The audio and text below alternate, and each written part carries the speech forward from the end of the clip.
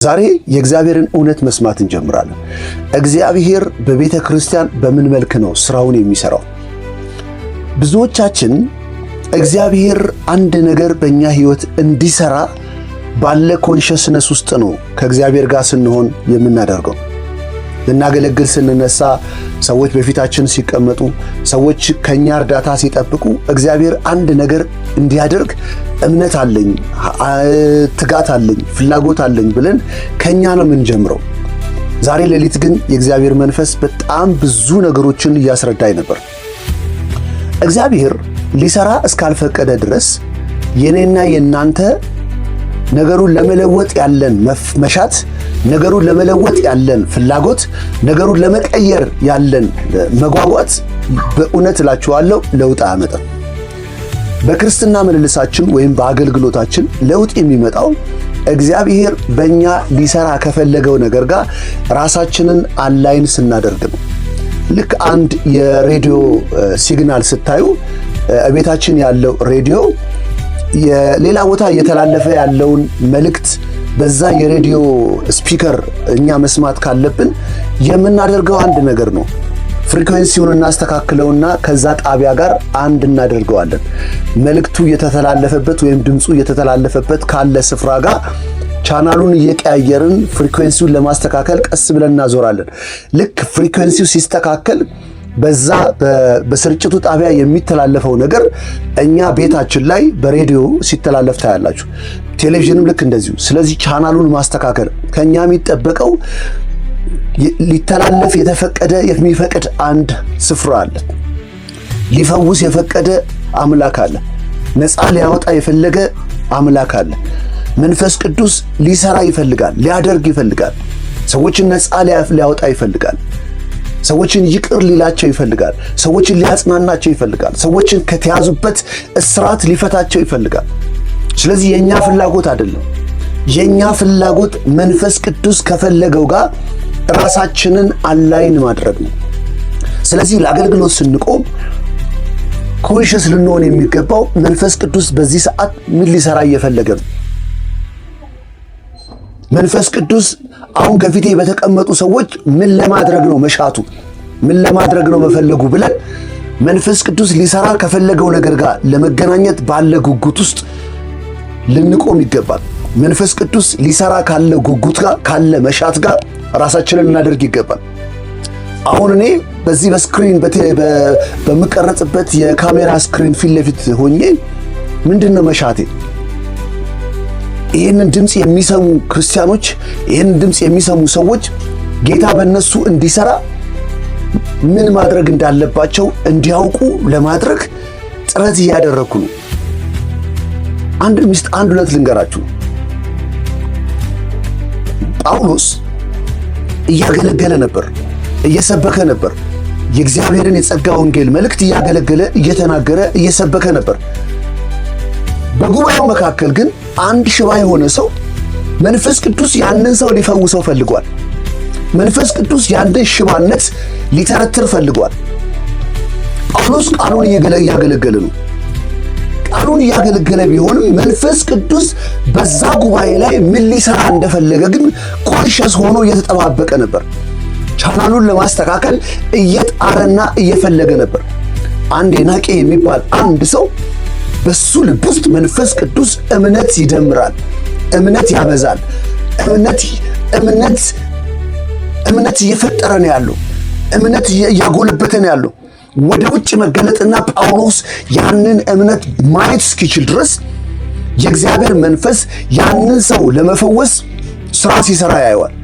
መጨረሻ ላይ የእግዚአብሔር መንፈስ ሰውየውን ለመፈወስ ያለ እምነት ሐዋርያ ጳውሎስ እስኪያየው ድረስ ከዛ እንደዚህ ይላል። ሐዋርያው ጳውሎስ እንደዚህ አለ፣ ይድን ዘንድ እምነት እንዳለው አይቶ። አያችሁ፣ መንፈስ ቅዱስ ያንን ሰው እንዲድን ይፈልጋል፣ እንዲተረተር ይፈልጋል፣ እግሩ ነፃ እንዲወጣ ይፈልጋል። ሐዋርያ ጳውሎስ ቃሉን እያገለገለ ነው።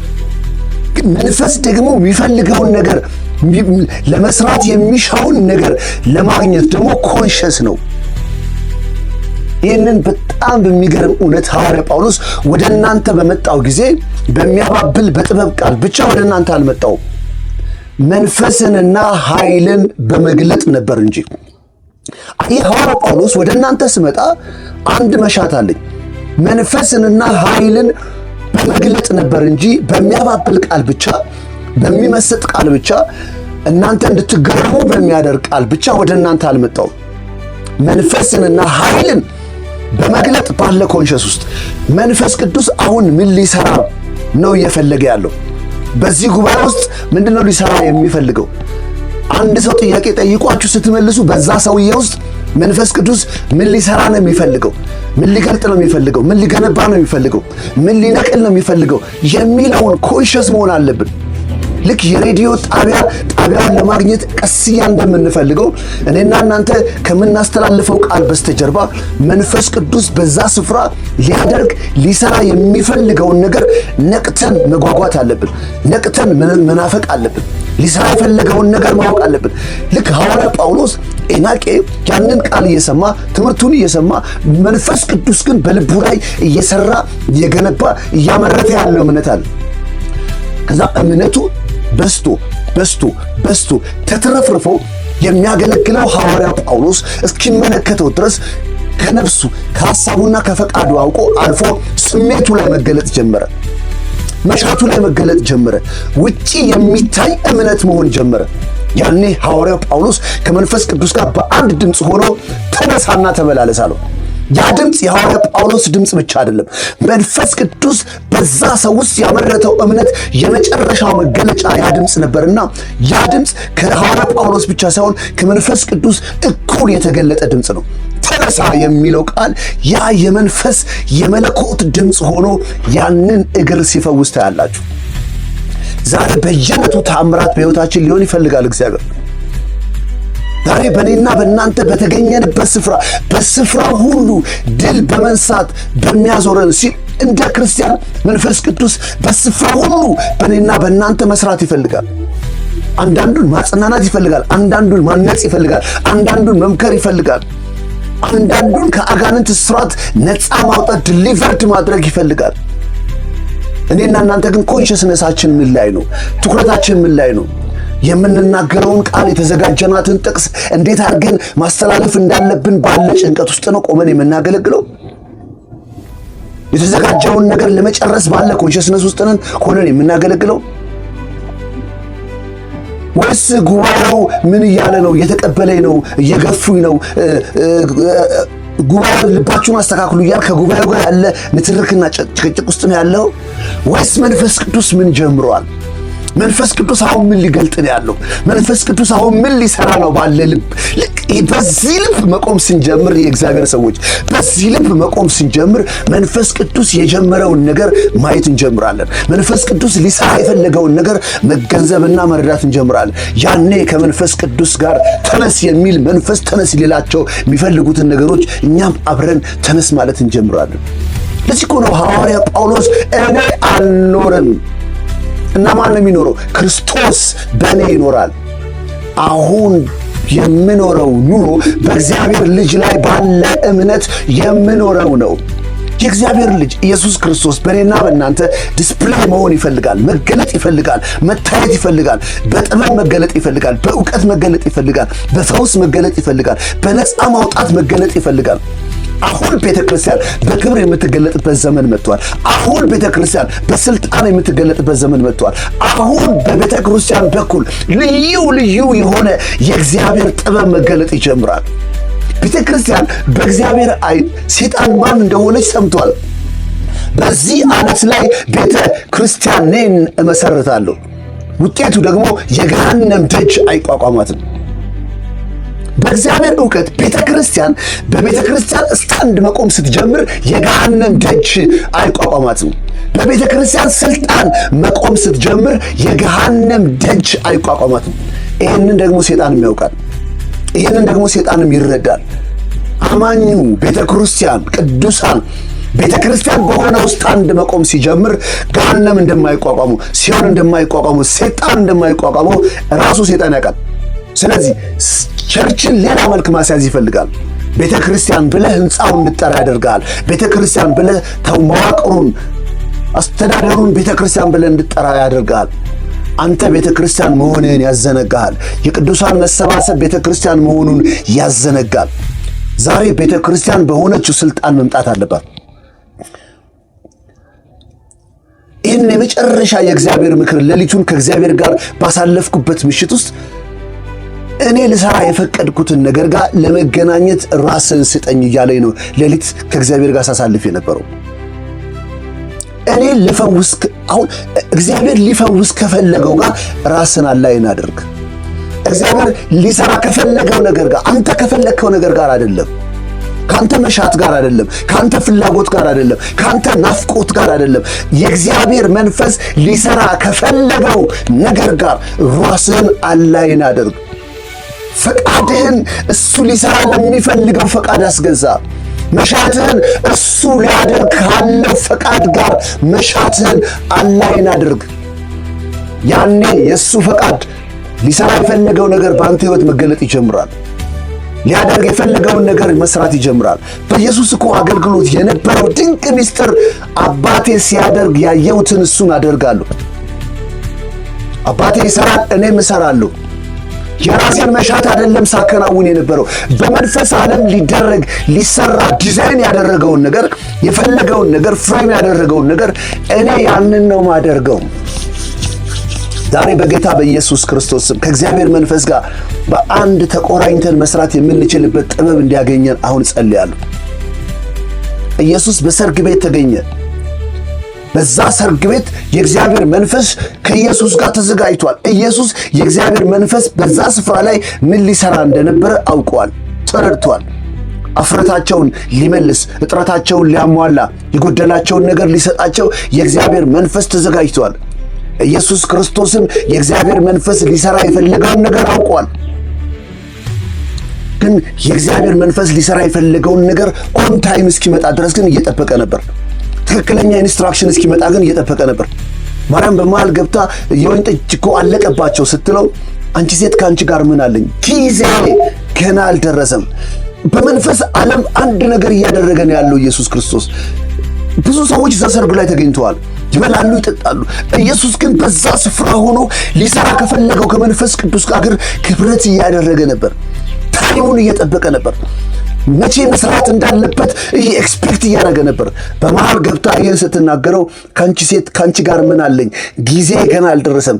ልክ ጊዜው ሲደርስ ግን ብድግ አለና ገብቶ እነዚህን ማድጋዎች ውሃ ሙሏቸዋል።